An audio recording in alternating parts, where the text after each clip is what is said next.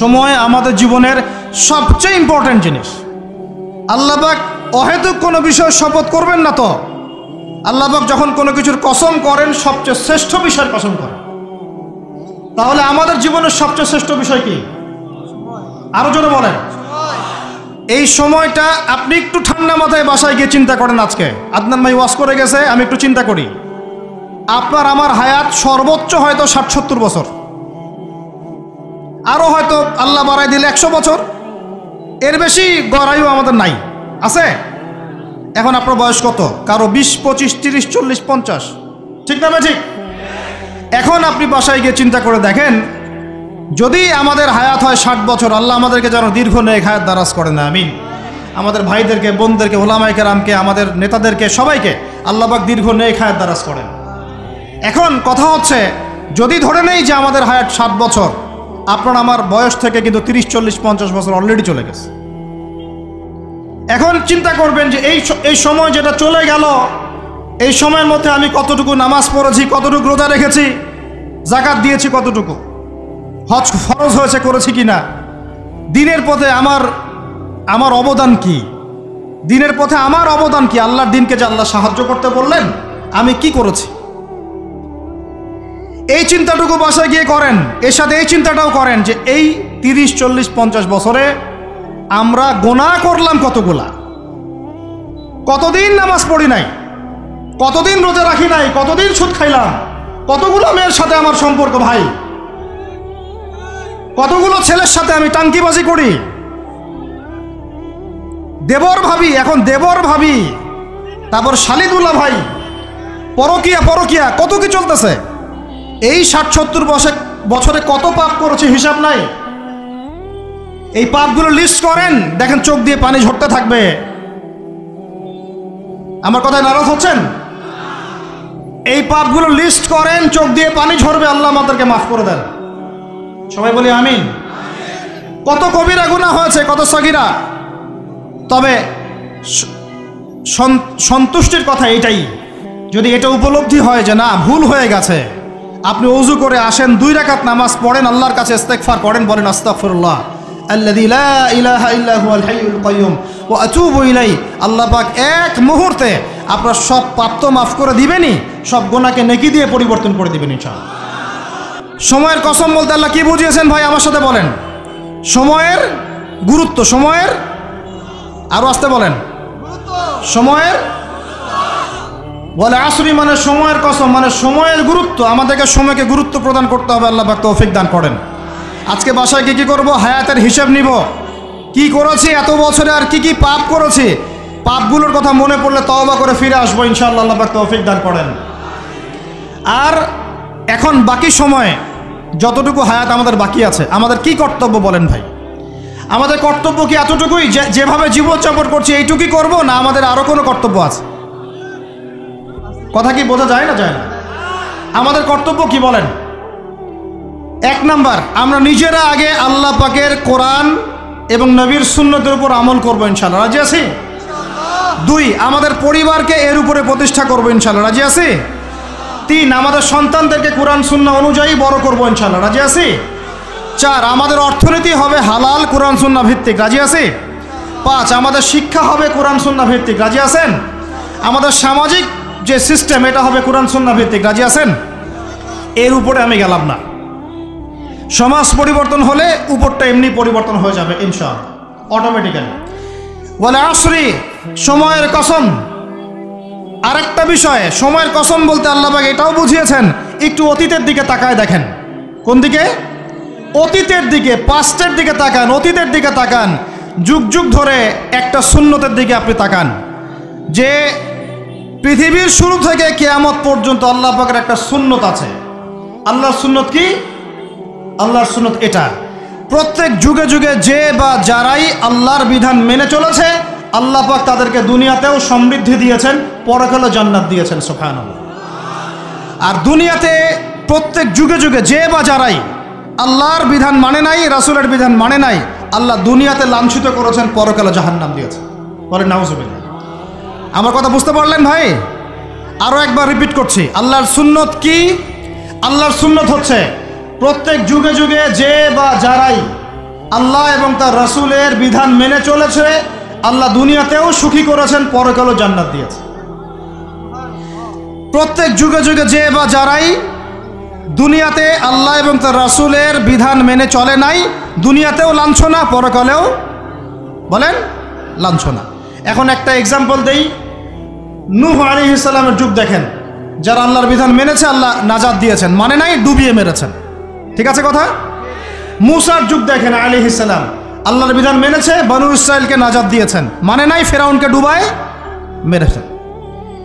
দেখেন আপনি শুআইবের কওমকে দেখেন, শুআইব আলাইহিস সালামের কওম, কওমে মাদিয়ান, আল্লাহর বিধান মেনেছে, যারা আল্লাহ পাক নাজাত দিয়েছেন, মানে নাই ভূমিকম্প দিয়ে ধ্বংস করেছে।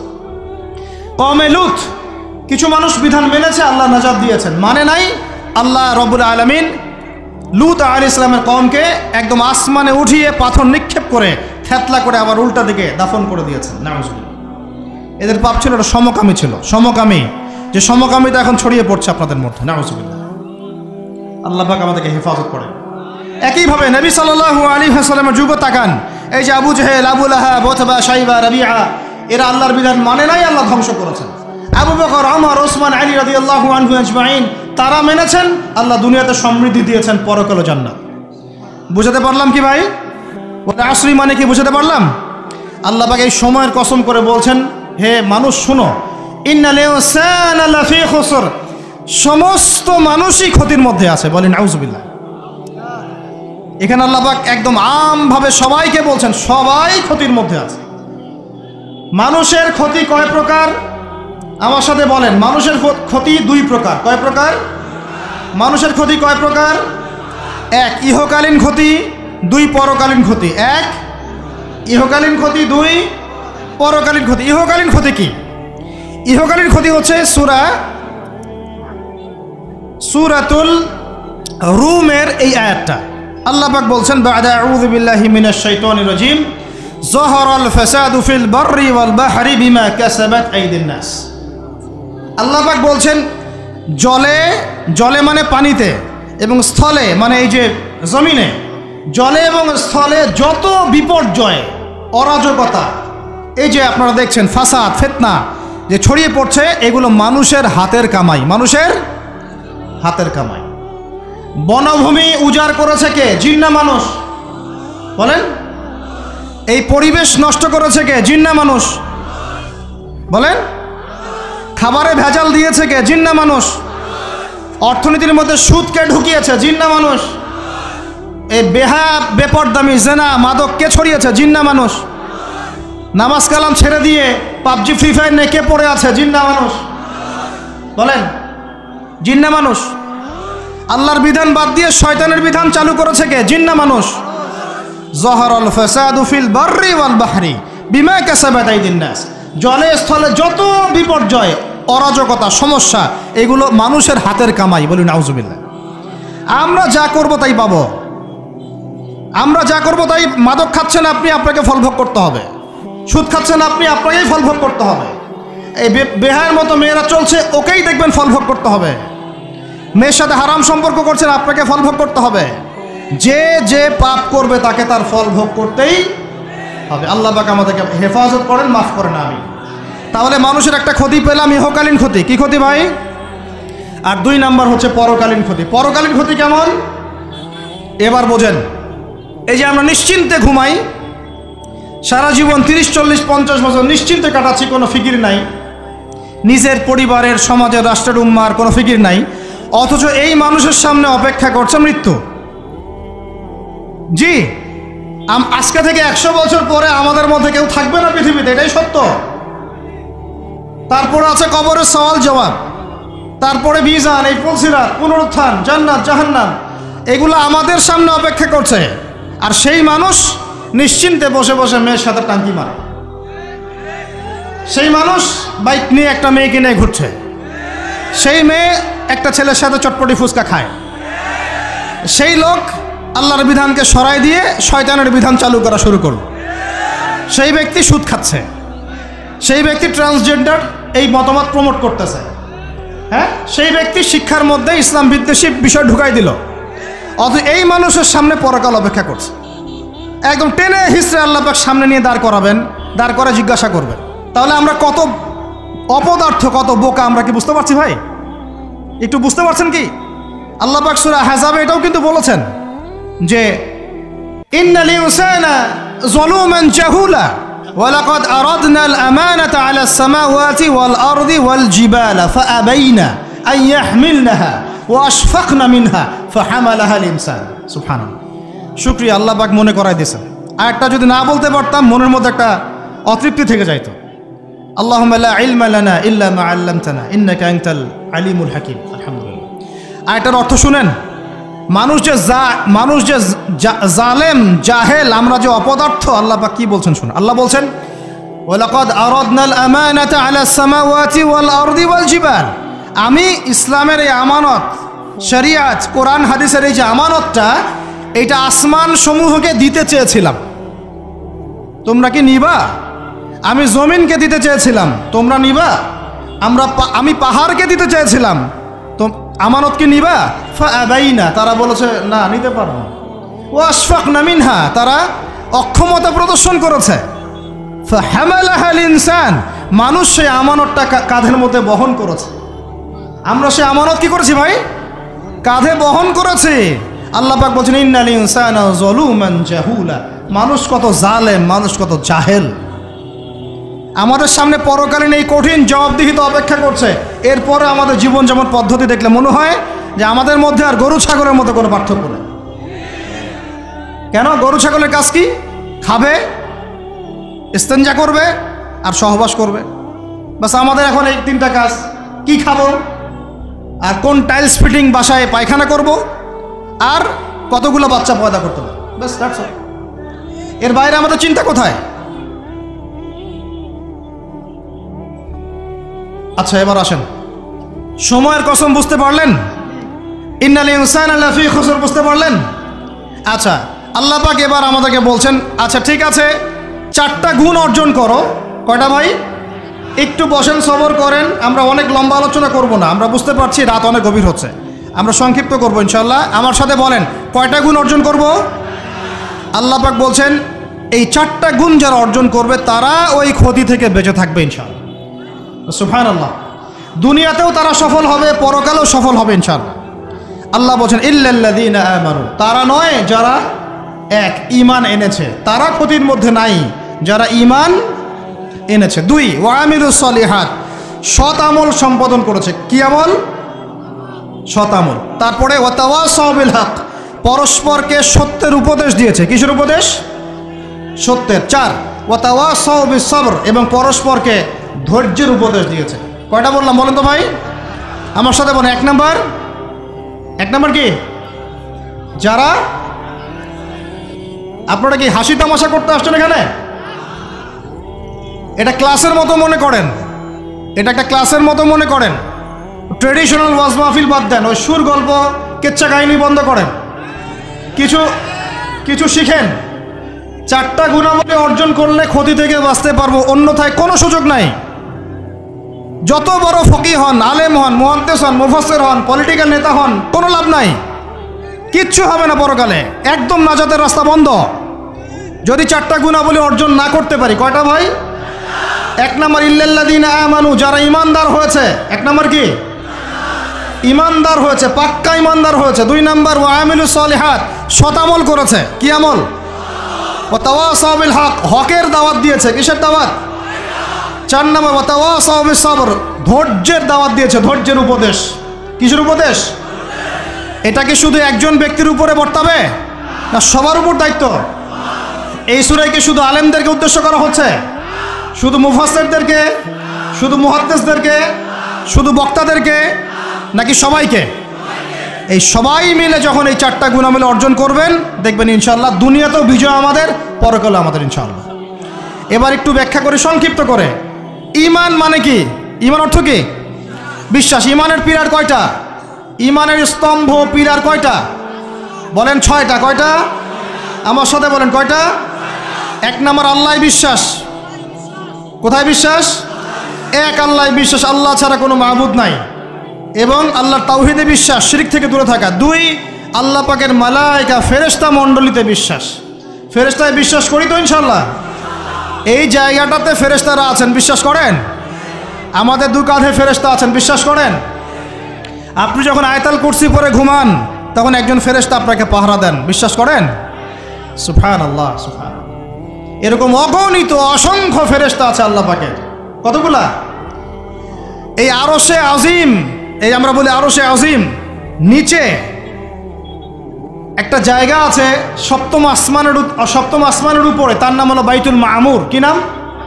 বাইতুল। ওটা হচ্ছে একটা ফেরেশতাদের তাওয়াফ করার জায়গা। আমরা যেমন কাবা ঘরে তাওয়াফ করি না?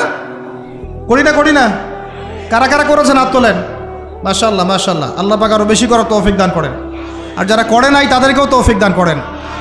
আল্লাহ পাক সবাইকে হজ করার তৌফিক দান করেন। শোনেন, তবে একটা কথা বলে রাখি, ওই হজ ওমরা সফরে গিয়ে, প্রসঙ্গ অন্যদিকে চলে যাচ্ছে ওই জন্য বলতে যাচ্ছি না লম্বা করে, হজ ওমরা সফরে গিয়ে এই মোবাইল ফোনগুলো নিয়ে যাবেন না। এই বাটন ফোন নিয়ে যাবেন। এই মোবাইল ফোন হজ ওমরা সফরে নষ্ট করে ফেলেছে। এই হজ ওমরা সফরে আমরা দেখে আসলাম যে মোবাইল ফোনের কারণে মানুষ ইবাদতের যে নূর নষ্ট করে ফেলেছে। ওখানে কেউ সেলফি, শোডাউন, এইটা ওইটা, আল্লাহ মাফ করেন আমাদেরকে। আর সুবহানাল্লাহ, মানুষ এখন হারাম এলাকাতেও দেখি সিগারেট খায় বসে বসে।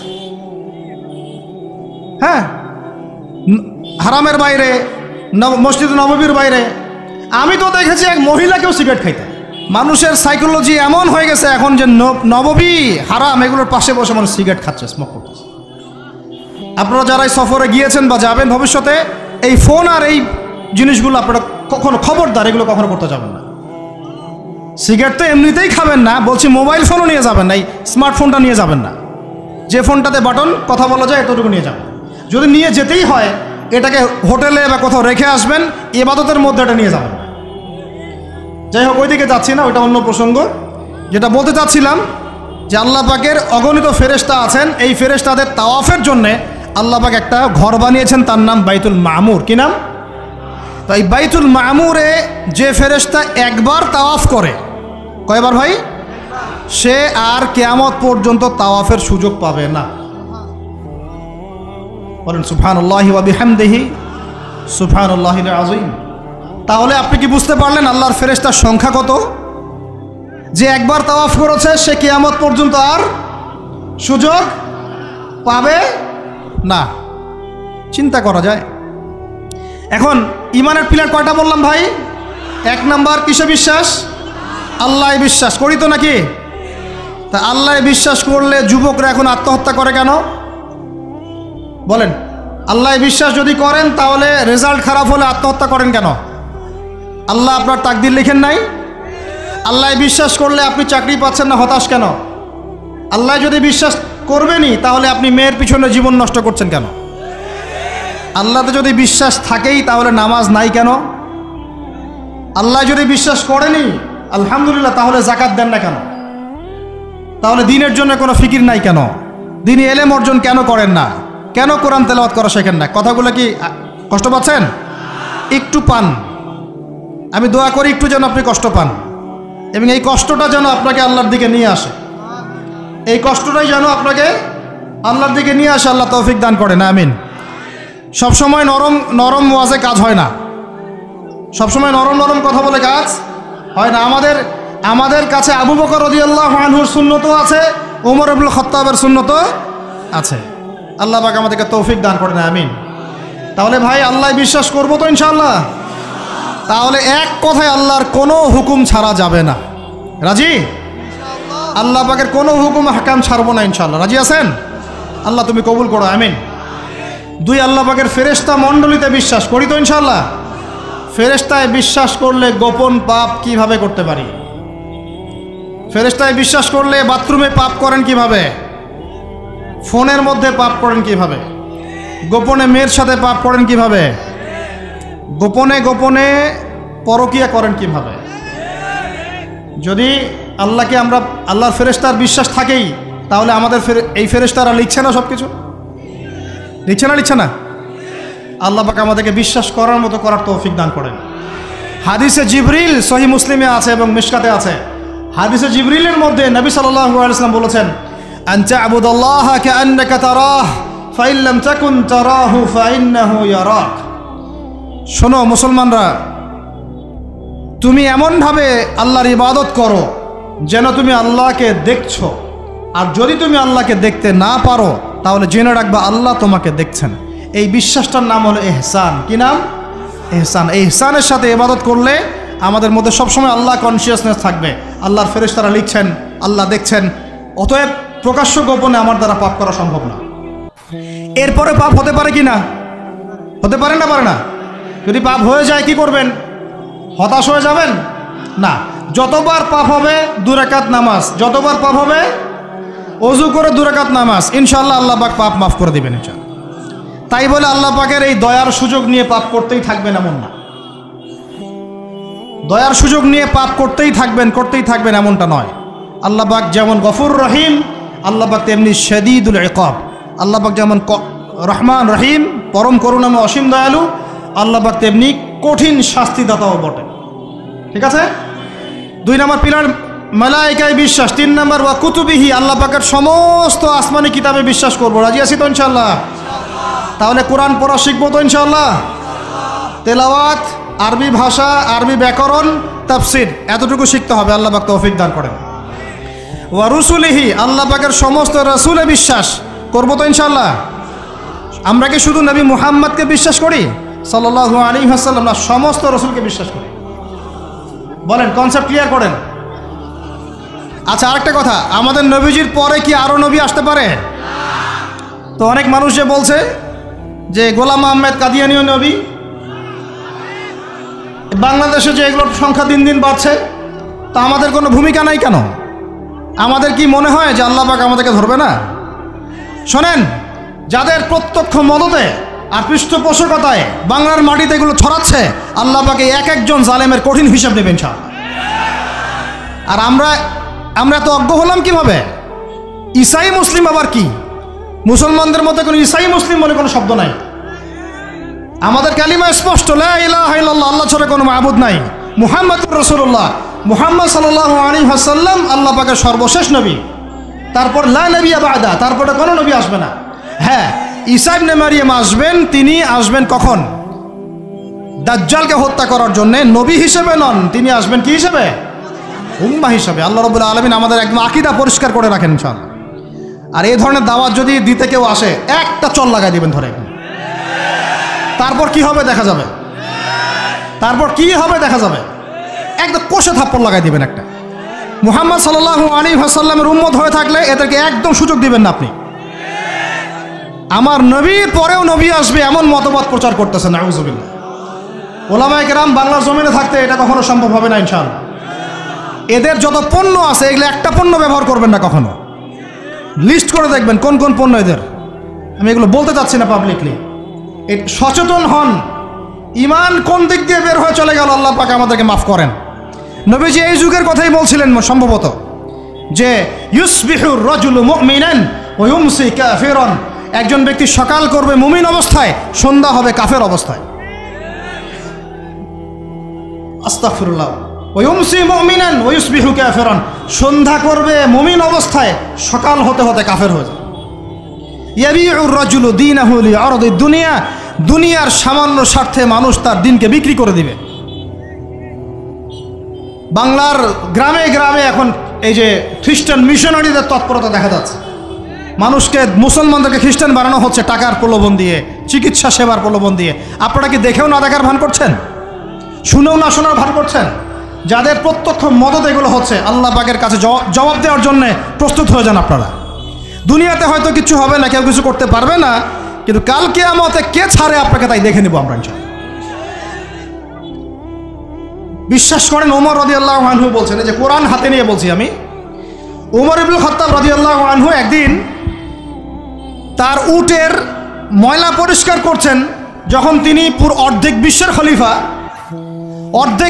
খলিফা উটের ময়লা পরিষ্কার করছেন। আলী ইবনে আবি তালেব এসে বলছেন যে, ইয়া আমিরুল মুমিনিন, আপনি আপনার পরবর্তী খলিফাদের উপরে কত কঠিন বোঝা চাপাই দিচ্ছেন। এত কিছু করার পরে নিজে উটের বোঝাও, উটের ময়লা পরিষ্কার করছেন, আমাদের জন্য এত কঠিন করে দিলেন খেলাফতের দায়িত্ব। তখন ওমর ইবনুল খাত্তাব বলছেন, এই কথাটা শোনেন। তিনি বলছেন যে যে যে আমাকে উচ্চ প্রশংসায় ভাসিও না, ইয়া আবুল হাসান। আবুল হাসান হচ্ছে আলী রাদিয়াল্লাহু আনহুর নাম। হে আলী, আমাকে উচ্চ প্রশংসায় ভাসিও না। আমি ভয় করি ইরাক তো তখন মুসলমানদের আওতায় আছে, ইরাকের ফোরাত নদীর কিনারায় যদি কোনো ছাগলের বাচ্চাও না খেয়ে মারা যায়, আমি ওমর ভয় করি কাল কিয়ামতের মাঠে আল্লাহ আমাকে এর জন্য জবাবদিহি করাবে। কি বুঝলেন? ওই যুগ আর এই যুগ লা ইস্তামিআন, এটা কখনো একসাথে মিলবে না। এগুলা জাদুঘরে চলে গেছে এখন।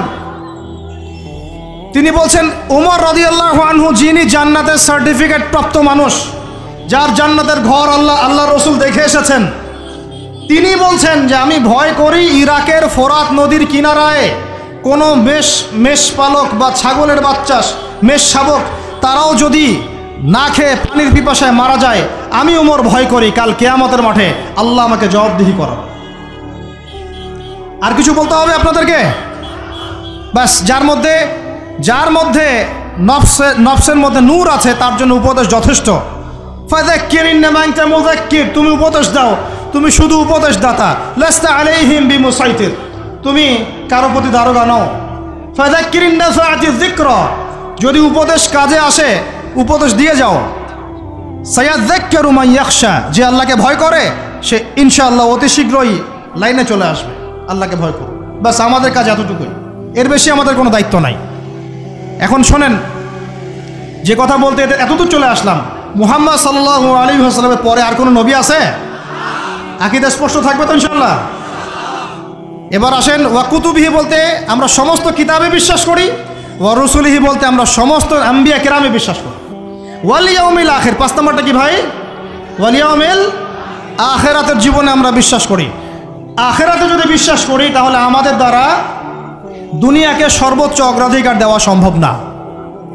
আমরা দুনিয়া চলবো আখিরাতের স্বার্থে। কিসের স্বার্থে? দুনিয়া চলবো কিসের স্বার্থে ভাই? আল্লাহ তৌফিক দান করেন, আমিন। আমাদের চলার মূল মন্ত্র একটাই, কোন কাজ আমাদেরকে আখিরাতে বেনিফিটেড করবে, উপকার দিবে, ওই কাজে আমি আসি। যেই কাজ আমাকে পরকালে কোনো ফায়দা দেয় না, ওই কাজে আমি নাই। কথা ক্লিয়ার? যেই কাজ আমাকে আখিরাতে কি দিবে, ফায়দা দিবে, সেই কাজে আমি আসি। যেই কাজ ফায়দা দিবে না সেই কাজে কি? তো এখন গার্লফ্রেন্ড ফায়দা দিবে? সুদ ফায়দা দিবে? বলেন, অন্যের সম্পদ আত্মসাৎ করা ফায়দা দিবে? জুলুম করলে ফায়দা দিবে? বুঝবেন, আল্লাহ পাক বোঝার তৌফিক দান করেন, আমিন।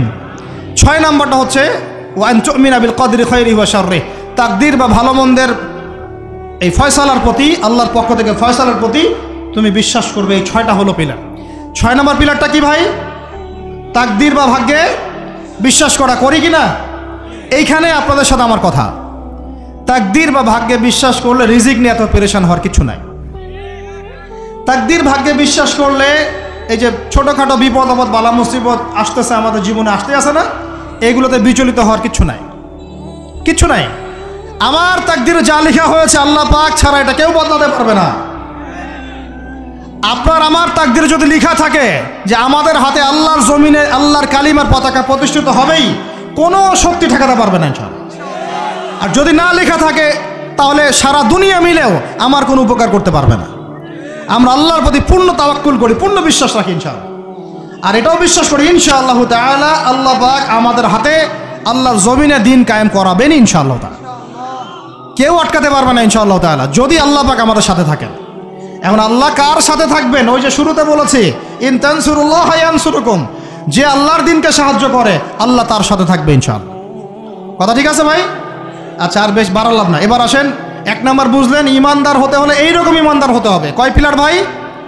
কয় পিলার? 1 নম্বর বলেন আল্লাহ বিশ্বাস, 2 নম্বর ফেরেশতায় বিশ্বাস, 3 নম্বর হ্যাঁ আসমানি কিতাব সমূহ, 4 নম্বর নবী রসুলগণ, 5 নম্বর পরকাল, 6 নম্বর মুখস্থ থাকবে ইনশাআল্লাহ। এই 6টা পিলারকে 3টা কাজ করবেন। কয়টা কাজ? 1, তাসদিক বিল জিনান, এই যে কলব হৃদয় আছে, হৃদয় থেকে বিশ্বাস করা। বিশ্বাস করি আমরা, হৃদয় থেকে বিশ্বাস করি তো ইনশাআল্লাহ। ওয়াল ইকরার বিল লিসান, মুখে স্বীকৃতি দিবেন। মুখে কি দিবেন? স্বীকৃতি দিচ্ছি কিনা? আর 3 নাম্বার হচ্ছে বলে আমালু বিল আরকান, কাজে প্রমাণ করা, কাজে বাস্তবায়ন। এখন যদি কেউ বলে আমি ইমানদার, নামাজ পড়ে না, কাজে বাস্তবায়ন হলো? ইমান আমার খুব পাকাপোক্ত, জাকাত দেই না, হবে? বছর বছর হজ উমরা করেন, এদিকে মানুষের সম্পদ আত্মসাৎ করতেছেন, হবে? ব্যাস, এই কথা ক্লিয়ার বোঝা যাচ্ছে কি? আল্লাহ পাক আমাদের সবাইকে তৌফিক দান করেন।